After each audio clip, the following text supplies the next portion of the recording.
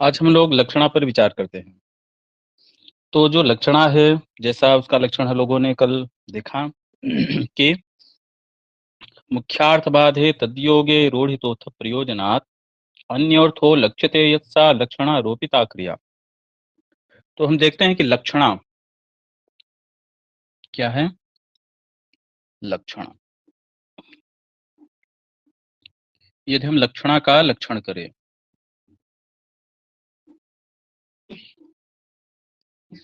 लक्षणा लक्षणा का हम लक्षण करते हैं तो उसके 3 कंडीशन हमें मिलेंगे। पहला कंडीशन मुख्यार्थवाद,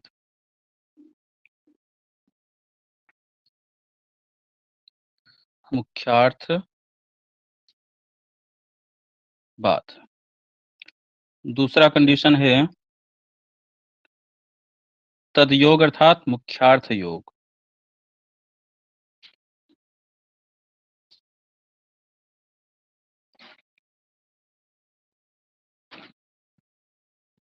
और तीसरा कंडीशन है रूढ़ि अथवा प्रयोजन। उस लक्षणा को करने में वह जो अर्थ है लक्ष्यार्थ, वह या तो रूढ़ हो अथवा उस लक्षणा को करने में कोई प्रयोजन हो, ऐसा। और यह जो 3 कंडीशन है लक्षणा करने के, यह कैसे कंडीशन है? यह समस्त हैं। यह लक्षणा में समस्त रूप से कारण होंगे। कैसे? समस्त रूप से। जैसे काव्य में कारणता थी शक्ति, निपुणता और अभ्यास। शक्तिर निपुणता लोक शास्त्र काव्याद्यवेक्षणात् काव्यज्ञ शिक्षयाभ्यास इति हेतुस्तदुद्भवे। काव्य के उद्भव में, काव्य की उत्पत्ति में 3 कारण हम लोगों ने पढ़ा था, शक्ति, निपुणता और अभ्यास। यह कैसे कारण थे? यह समस्त कारण थे, एक साथ मिलकर के कारण होंगे, अलग अलग नहीं। ऐसा नहीं है कि लक्षणा करनी है और मुख्यार्थवाद हो गया तो लक्षणा हो जाएगी, ऐसा नहीं है। मुख्यार्थ योग हो गया, 2 कंडीशन नहीं मिले, लक्षणा हो जाएगी। रूढ़ि अथवा प्रयोजन आ गया, मुख्यार्थवाद मुख्यार्थ योग नहीं है तो लक्षणा हो जाएगी, ऐसा नहीं है। तीनों समस्त रूप से कारण होंगे, एक साथ समुदित कारण। ठीक है, समुदित कारणता है तीनों में, तो तीनों मिल करके लक्षणा लाते हैं, लक्षणा का कारण है ये तीनों। तो एक उदाहरण लेकर के हम देखते हैं। जैसे हम एक सामान्य उदाहरण पहले लेते हैं, क्या? गंगायाम घोषः। ठीक है, गंगायाम घोषः।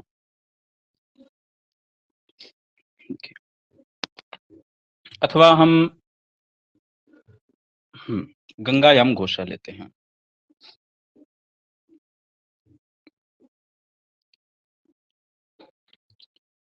गंगायाम घोषः।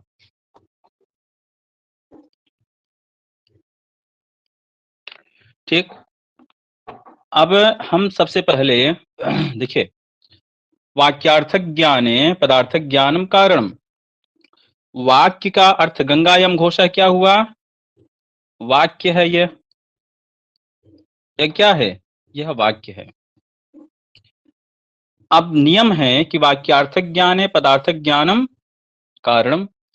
वाक्य के अर्थ के ज्ञान में पदार्थ का ज्ञान आवश्यक है। पद, गंगायाम पद का अर्थ क्या हुआ? जल प्रवाह रूप अर्थ है। इसका मुख्य अर्थ क्या है? जल प्रवाह रूप अर्थ। ठीक, भागीरथ खाता विच्छिन्न इत्यादि वो लंबी अर्थ उसका छोड़ दीजिए, इसका सामान्य अर्थ है जल प्रवाह रूप।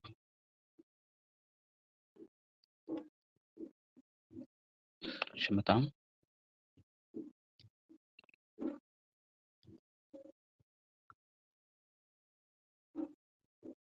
जल प्रवाह।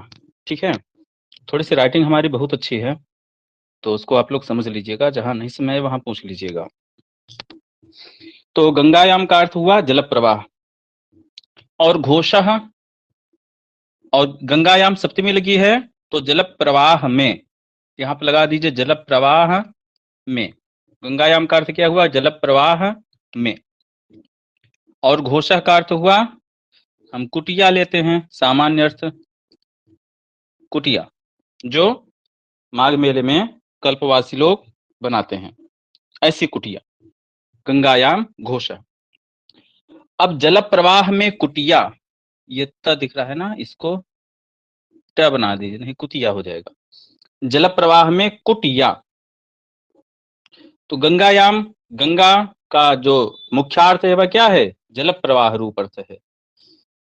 सप्तमी लगी है तो उसका अर्थ में हो गया, जल प्रवाह में घोष अर्थात कुटिया। अब क्या जल प्रवाह में कुटिया, यहां पर क्या हुआ? मुख्यार्थ का बाद हो गया ना, मुख्यार्थ का क्या हुआ? बाद हुआ, क्योंकि इसमें अन्वय ही नहीं हो रहा है, युक्ता ही नहीं, अन्वय कैसे होगा? जैसे अग्ना सिंचती, हो ही नहीं सकता है, यह वाक्य हो ही नहीं सकता है।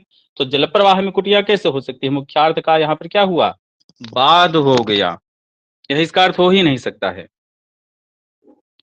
अब क्या करेंगे तब? तो देखिए एक बात और है यहाँ पर यहाँ पर जो लक्षणा का कारण है उसके दो कारण मानते हैं, ठीक है, कि मुख्यार्थ का बाद होता है तो अन्वयानुपत्ति तात्पर्यानुपत्ति, ऐसा मानते हैं कि अन्वय की अनुपत्ति हो अथवा तात्पर्य की अनुपत्ति हो। थोड़ा इस पर हम चर्चा कर लेते हैं, अन्वयानुपत्ति और तात्पर्यानुपत्ति। अन्वय अनुपत्ति जैसे यहाँ पर क्या है, जल प्रवाह में कुटिया, तो यहाँ पर जल प्रवाह में जो कुटिया है वह अन्वय ही नहीं बन रहा है। जल प्रवाह में जो कुटिया है वह क्या है? यहाँ पर अन्वय ही नहीं बन रहा है, तो यहाँ पर अन्वयानुपत्ति हो गई, इसलिए यहाँ पर लक्षण हमें कर देनी चाहिए।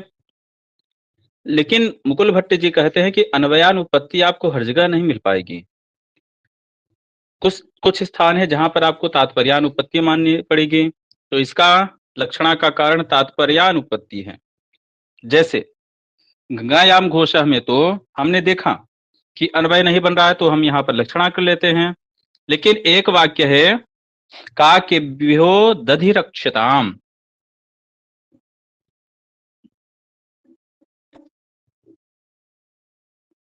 काकेभ्यो दधि रक्षताम, यह हुआ, ठीक है, काकेभ्यो दधि रक्षताम, यह हुआ। अब कौवों से दधि की रक्षा करो। अब एक गुरुजी थे, उन्होंने दही रखी हुई थी किसी विशेष प्रयोजन के लिए। अब शिष्य को उन्होंने कहा कि ये दही रखा है, और संस्कृत ही पहले हमारी भाषा थी, तो गुरुजी ने कहा कि काकेभ्यो दधि रक्षताम। अब गुरुजी ऐसा कह करके चले गए। अब शिष्य मुख्यार्थ केवल ले रहा था, तो काक का अर्थ क्या होता है? कौआ, तो कौओं से दधि रक्षताम, दधि की रक्षा की जाए, कौओं से दही की रक्षा करना, ऐसा इसका मुख्यार्थ हुआ। तो वहां दही को पकड़े बैठा है, अब वहां पर कौआ आए तो वो जो है हाँक करके भगा दे, लेकिन एक कुत्ता आया और दही को चट्ट करके चला गया। अब गुरुजी आए तो पूछे भैया दही कहाँ गई, तुमसे मैंने कहा था रक्षा करने के लिए। शिष्य ने कहा गुरुजी आपने तो कहा था कि काकेभ्यो दधि रक्षताम, कौवे से दही कर, तो कौवे से मैंने दही की रक्षा की, आपने कुत्ते से दही की रक्षा करने के लिए नहीं कहा था, तो इसमें हमारी क्या गलती है? तो यहाँ पर यह मुख्यार्थ है, अन्वयानुपत्ति हो नहीं हो रही, यहाँ पर अन्वय बन रहा है, कौवों से दही की रक्षा की जाए, इसमें कौन सी अनुपत्ति है? अनुपत्ति मतलब कि अन्वय नहीं बनना, ठीक है, जहां पर अन्वय न बने वहां पर अन्वयानुपत्ति। तो यहाँ पर काकेभ्यो दधि रक्षताम, यहाँ पर अन्वय हो रहा है, तो क्या है यहाँ पर तात्पर्य जो गुरु जी का है वह तात्पर्य नहीं पूरा हो रहा है का। तो तात्पर्य क्या है गुरु जी की? दध्युपघातक जितने भी जीव हैं उनसे दही की रक्षा की जाए, अर्थात दही को जितने भी अन्य जीव खाने वाले हैं उनसे दही की रक्षा की जाए। तो काक पद का जो है हम लक्षणा कर दे, किसमें? दध्युपघातक अन्य जीवों में, तो यहाँ पर लक्षणा हो जाएगी। तो मुकुल भट्ट जी तात्पर्यानुपत्ति मानते हैं कि तात्पर्य जहां पर न बने वहां पर लक्षणा की जाए। यहां पर भी तात्पर्यानुपत्ति मान सकते हैं, क्योंकि यहाँ पर तात्पर्य जो है जल प्रवाह रूप विशिष्ट जो तट है उसमें तात्पर्य है, तो तात्पर्यानुपत्ति को ही मानेंगे तब पर भी यहाँ पर हो जाएगा। तो वह शास्त्रार्थ का विषय है। हम पुनः यहाँ पर आते हैं। देखिए, गंगायाम घोषः यहाँ पर अन्वय नहीं बना, तो मुख्यार्थ का क्या हुआ, बाद हो गया। अब हमें कहना क्या है, जो कहने वाला है वाचक, वह कहना क्या चाहता है, तट में घोष होगा ना, घोष किस में होगा, तट में। तो यह जो गंगा पद का अर्थ है वह क्या लाना चाहता है, उसका तट अर्थ लाना चाहता है। क्या अर्थ लाना चाहता है, तट अर्थ लाना चाहते हैं। अब तट अर्थ तट और जल प्रवाह रूप अर्थ में क्या होना चाहिए, संबंध होना चाहिए। दूसरा कंडीशन क्या हुआ, पहला कंडीशन हुआ मुख्यार्थ बाद हुआ, बाद हो गया। अब मुख्यार्थ और लक्ष्यार्थ का क्या करेंगे, हम करेंगे। तो यहां पर सामीप्य संबंध है, मुख्यार्थ योगे, मुख्यार्थ का लक्ष्यार्थ से योग। मुख्यार्थ है जल प्रवाह रूप अर्थ, लक्ष्यार्थ है तट, दोनों में क्या है, सामीप्य संबंध है, आधाराधेय संबंध है। ठीक, तो सामीप्य संबंध पुस्तक में बताया गया है, तो हम सामीप्य संबंध को लेकर चल रहे हैं। तो सामीप्य संबंध है, तो मुख्यार्थ का लक्ष्यार्थ से योग हो गया। अब रूढ़ी हो अथवा प्रयोजन हो, तो यदि हम जो जल प्रवाह रूप अर्थ है उसको न लेकर के हमें तट अर्थ लेना है, तो गंगायाम घोष हम ऐसा क्यों कहें। हम कह दें कि गंगायाह तटे घोषः, क्या कह दें,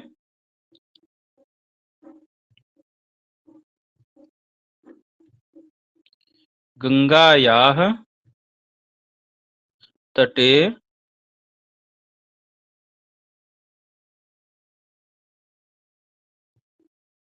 गंगा के तट पर घोष है, गंगा अर्थ आ रहा है, और गंगायाह तटे घोष वही है।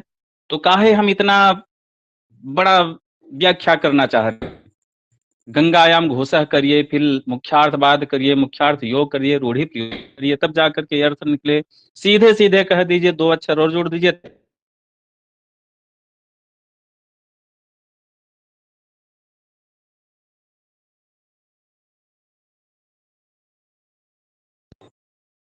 जो तात्पर्य है, देखिए तात्पर्यानुपत्ति आ गई यहाँ पर, जो कहने वाले का तात्पर्य है वह तात्पर्य यहाँ पर नहीं हो पाएगा, वह तात्पर्य यहाँ पर नहीं हो पा रहा है। क्या तात्पर्य है, तो प्रयोजन, जो प्रयोजन है प्रयोजन नहीं आएगा। क्यों, अगर हम गंगा या तटे घोषा कहेंगे तो तट जो गंगा जी का है वह बहुत विशाल होता है।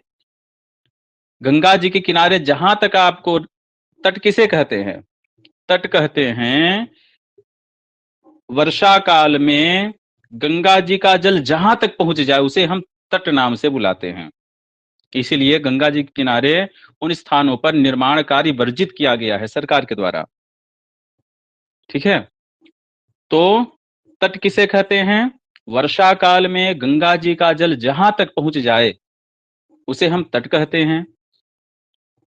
अब शीतकाल है, ठंडी का समय है, माघ का समय है, गंगा जी बिल्कुल सिकुड़ी हुई हैं, तो गंगा जी का तट कहां तक है, लगभग 2 किलोमीटर दूर तक गंगा तट है, बिल्कुल किनारे तक।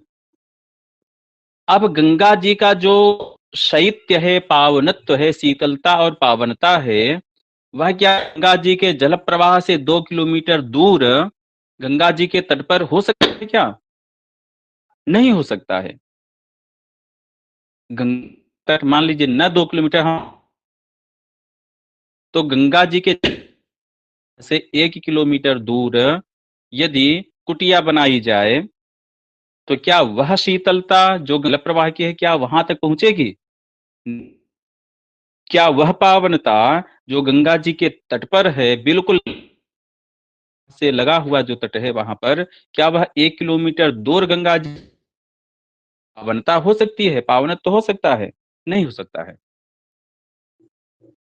तो इसीलिए गंगा या तो गंगा जी का जल प्रवाह रूप जो अर्थ यहां पर है,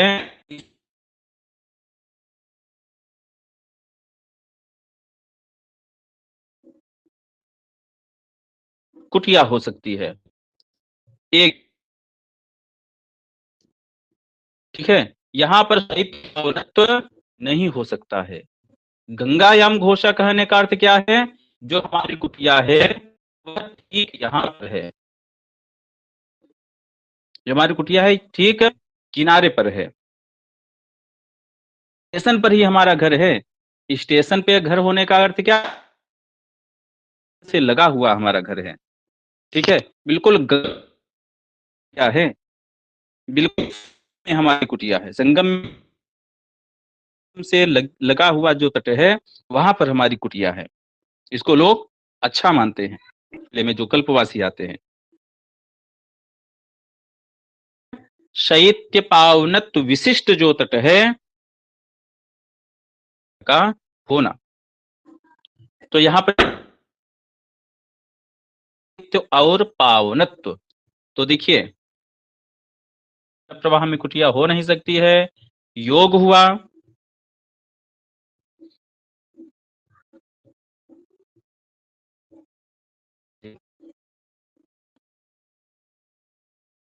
क्या अर्थ का लक्ष्यार्थ से योग हुआ, सामीप्य संबंध हुआ, ठीक है। अब सामीप्य संबंध के आता है हमारा रूढ़ि हो, तो आप ये दो में से एक हो, तो यहाँ पर प्रयोजन रूप, प्रयोजन है शयित्वनत्व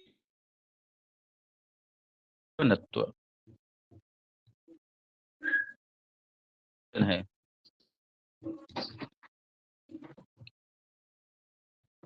तो जो गम घोष है, शयित्व पावनत्व विशिष्ट तट में घोष का होना, कुटिया का होना, ठीक है। ऐसा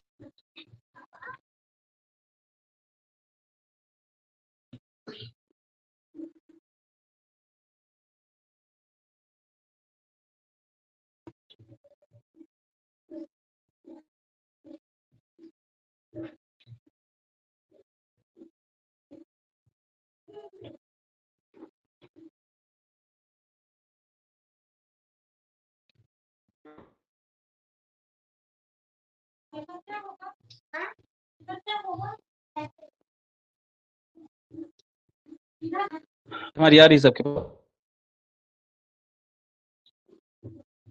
जी जी।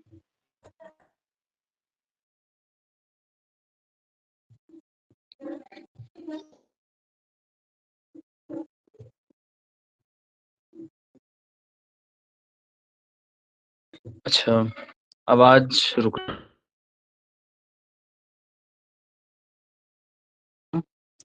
एक मिनट थोड़ा सा।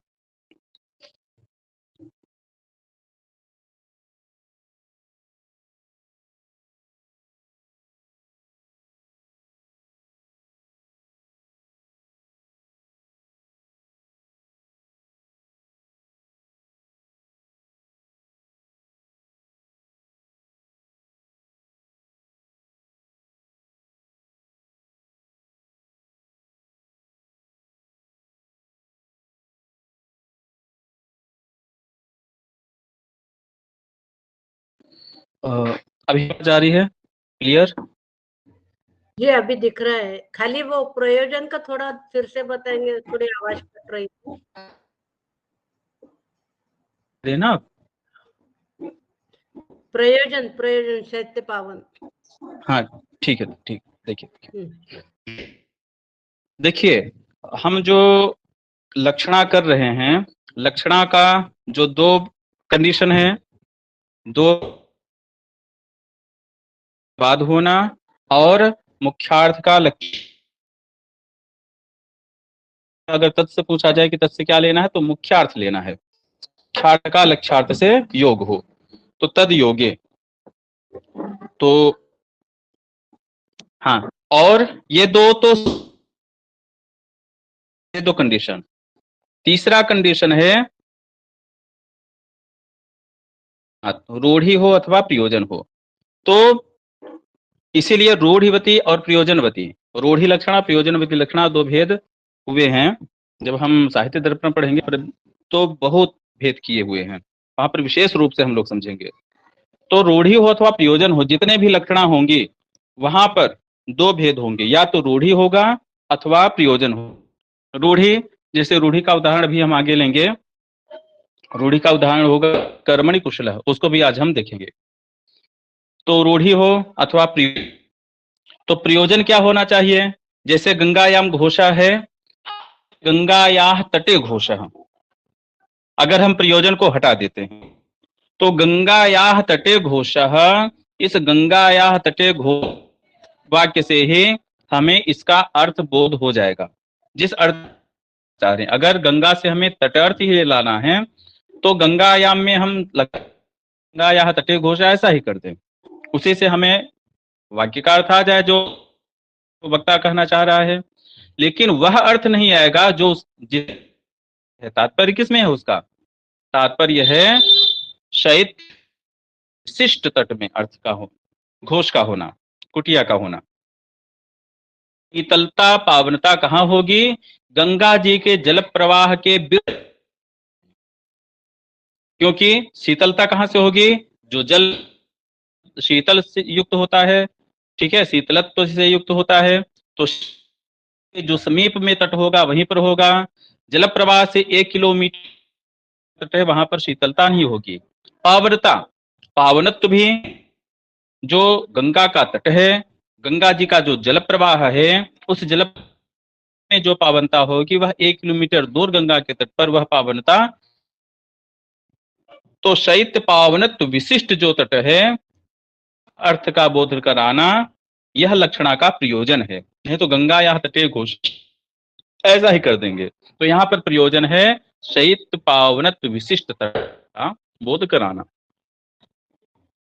ठीक है, जी। ऐसा अर्थ होगा। अब यहाँ पर यह हमारा पूरा होता है। अब अगला हम देखते हैं कर्मणि कुशलः। ठीक है, तात्पर्यानुपत्ति और अन्वयानुपत्ति चर्चा करेंगे। ठीक है, तात्पर्यानुपत्ति जो वह मुकुल भट्टी जी मानते हैं, उसमें हम थोड़ा सा यदि समय रहा तो आज करेंगे, नहीं तो कल उस पर हम विशेष चर्चा कर लेंगे। अब जो रूढ़ी का उदाहरण है वह कर्मणि कुशलः। देखिए क्या है, एक मिनट,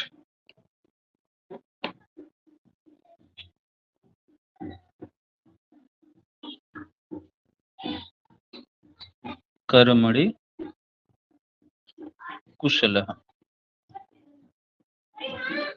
यह अर्थ हुआ। यह रूढ़ी का उदाहरण है, कर्मणि कुशलः। अब यहाँ पर थोड़ा सा हमें एक और वाक्य जोड़ लेना चाहिए। यहाँ पर वह साइलेंट है कि पाक कर्मणि कुशलः।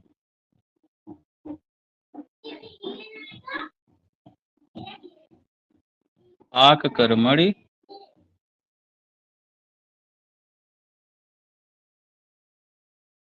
नहीं तो इसमें यज्ञ कर्मणि जोड़ देंगे। अगर कर्मणि का अर्थ यज्ञ कर्मणि ले लेंगे तब तो इस यहाँ पर लक्षण की आवश्यकता कुछ नहीं होगी। जो है उसी वह मुख्यार्थवाद ही नहीं। का अर्थ क्या है यदि हम देखें तो है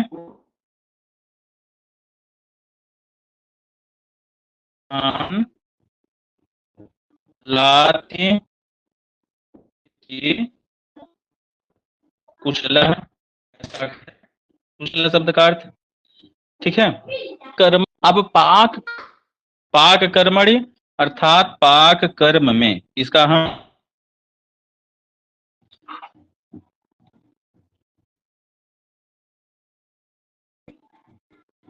कर्म में कुशल का हम मुख्यार्थ लिए कुशाल,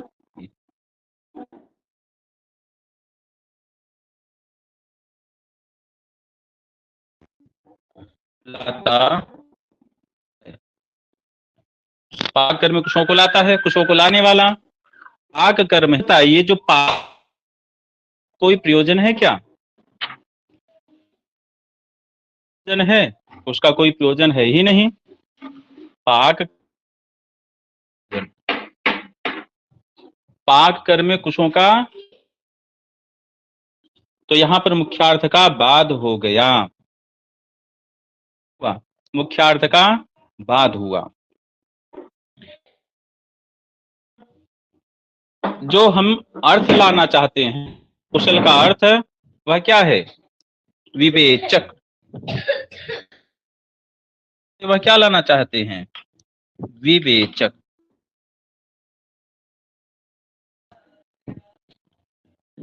ठीक है, क्या लेना था? विवेचक, कुशल, पूर्ण, विवेक। देखिए, जो विवेचक अर्थ है उसका संबंध है, विवेचक अर्थ है उसका संबंध है कुशल शब्द से। कैसे? कुशों को लाता है, तो कुशों को लाने, सामान्य व्यक्ति को हम भेज दें जो कुशों को खाड़ना नहीं जान, उसने घास काटी हुई है और अन्य जो कृषि संबंधी कार्य हो उसको उसने किया है कि कुशों को लाते हैं, गेहूं काटते हैं, धान काटते हैं, वैसे ही हम कुशों को भी ले हैं।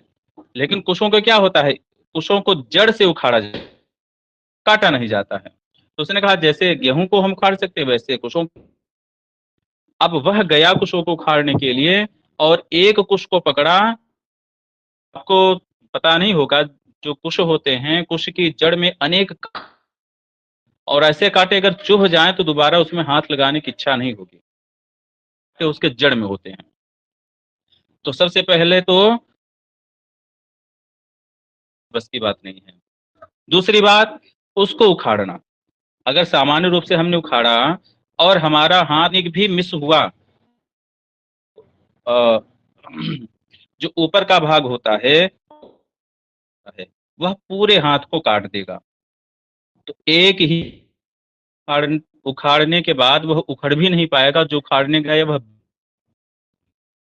तो कुशों को उखाड़ने वाला क्या होता है? बहुत निपुण होता है, विवेचक होता है। विवेचक मतलब कि वह कहाँ पकड़ना है जड़ में, कैसे पकड़ना है, आराम से पकड़ना है कि तेजी से पकड़ना है, ठीक है, कांटे कहाँ पर हैं उसको हटा करके पकड़ना है, उखाड़ना कैसे है, झटके से नहीं उखड़ता है कि झटके से उखाड़े और हाथ ही सटक करके ऊपर आ जाए, हाथ कट जाए। बिल्कुल आराम से आहिस्ते से उसको उखाड़ा जाता है। ऐसे कुशों को उखाड़ा जाता है। तो कुशों को लाने वाला क्या होता है? विवेचक होता है। उखाड़ना, उसके बाद उसको बांधना भी, बांधते वक्त भी हाथ कट सकता है, ठीक है। तो कुशों को लाने वाला क्या होता है? विवेचक होता है, निपुण होता है। यह जो उसका मुख्यार्थ है कुशल का, उसका लक्ष्यार्थ विवेचक से क्या होगा? संबंध हो गया, ठीक है। विवेचकत्व से क्या हुआ? विवेचकत्व यहाँ पर क्या है? संबंध है कुशल शब्द का अर्थ। अब यहां पर क्या हुआ? दो कंडीशन हो गए। पर मुख्यार्थ का बाद हुआ, और मुख्यार्थ बाद के बाद यहां पर मुख्यार्थ का लक्ष्यार्थ से योग हुआ। अब यह रूढ़ी है अथवा प्रयोजन है। अब काक कर्मणि कुशल में कोई प्रयोजन नहीं दिख रहा है, तो यह कुशल शब्द क्या हो गया है? रूढ़ हो गया है। कुशल शब्द क्या हो गया? निपुण अर्थ में रूढ़ हो गया है। कुशल शब्द है तो कुशान लाति, यह अर्थ नहीं आपको पता चलेगा, ठीक है। जैसे जलज शब्द है। अच्छा बताइए, जलज क्या होता है? जलज से आप क्या समझते हैं?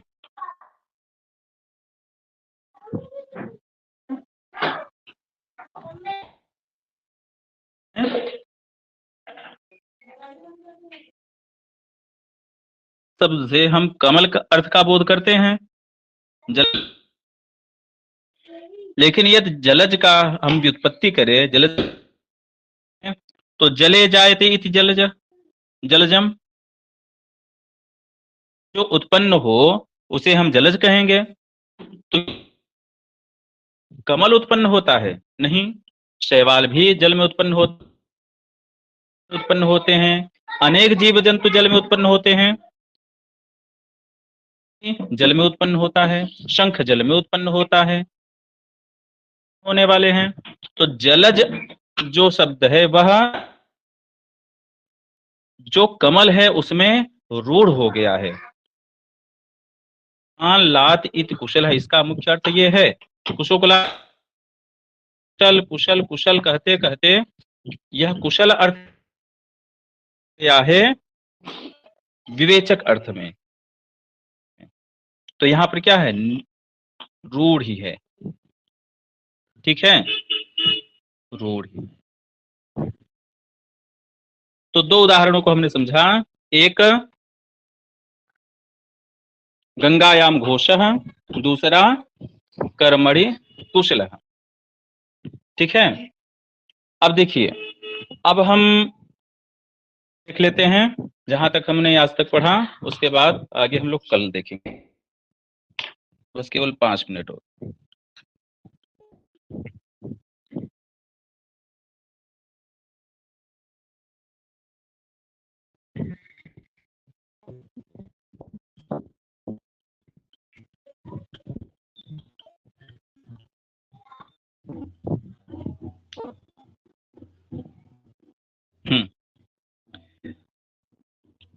अब यहाँ पर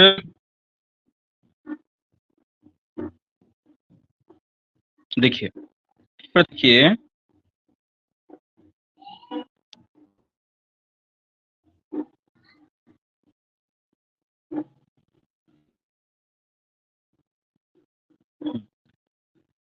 कर्मणि कुशल योगात, यहाँ दोनों जो उदाहरण हमने अभी देखे उस समझा दिया है। कर्मणि कुशलः, कर्मणि कुशलः यहाँ पर ग्रहणादि अयोगात, विच्छेद कर दर्भ ग्रहण कर्म। दर्भ ग्रहण क्या है? वहां पर कुश को तो लाया नहीं जा रहा है। कुशल शब्द का अर्थ जो है, जो मुख्यार्थ कुशान लाचित कुशलः, कुशों को लाना। कर्मणि कुशलः यहाँ कुशों को नहीं लाया जा रहा है।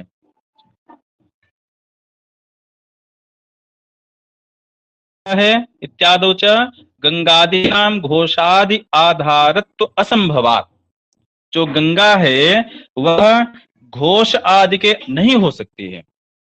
गंगा यह घोष आदि का आधार नहीं हो सकता है। मुख्यार्थस्य बाधे, सच सप्तमी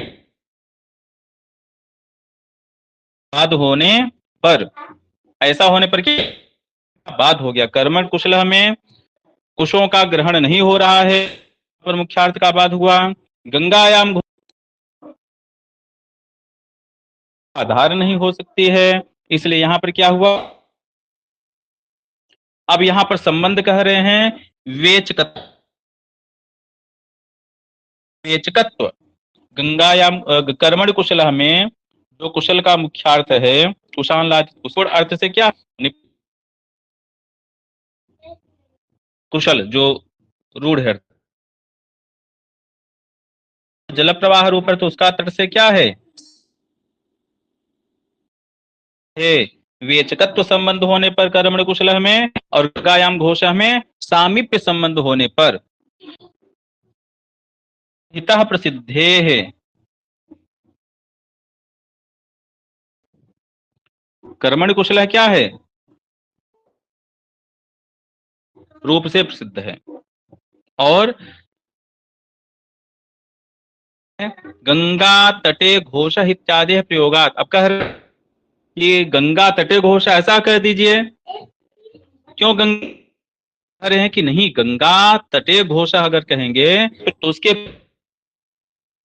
घोष इत्यादि प्रयोगात है, ऐसा प्रयोग होने पर ये शाम न तथा ते, जिनको से लोगों को ऐसी प्रपत्ति अर्थात ऐसा होगा जो कह रहे हैं तेषां पावनत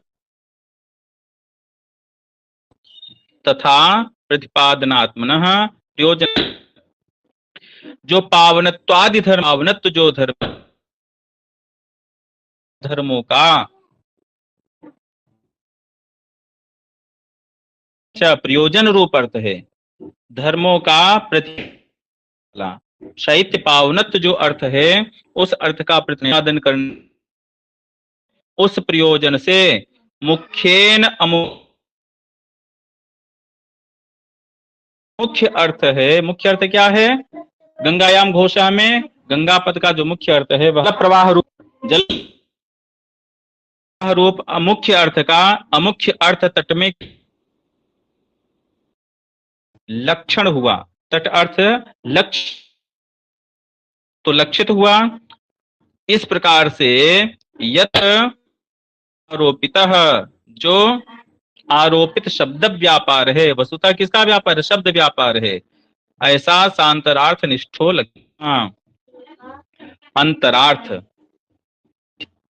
अंतरक्षो लक्षण, अर्थात इसमें अंतर अर्थात बाद होता है। सबसे पहले क्या होता है? बाद हो, तो बाद से युक्त यह होता है लक्षणा। अर्थनिष्ठा क्या है? अर्थात मुख्यार्थ बाद से युक्त, बिना मुख्यार्थ बाद के लक्षणा हो ही नहीं सकती है। तो सांतरार्थ निष्ठा लक्षण अर्थात मुख्यार्थ बाद से युक्त जो शब्द व्यापार है, अर्थ पर आरोपित है, ऐसा लक्षणा, उसे हम लक्षणा कहते हैं। ठीक है, चलिए आज इतना हम लोग समझ चुके हैं। अब आगे जो लक्षणा का स्वरूप है वह बिल्कुल ही सरल है। मुख्य जो हमारा पैराग्राफ था लक्षणा के लिए वह यही था। अगर इतना हम लोगों ने अच्छे समझ लिया है तो आगे अब केवल भेद को गिनाते जाना है और समझते जाना है। आज हम इतना ही करते हैं। इसमें किसी का कोई प्रश्न हो तो अभी उस प्रश्न पर हम लोग चर्चा कर लें।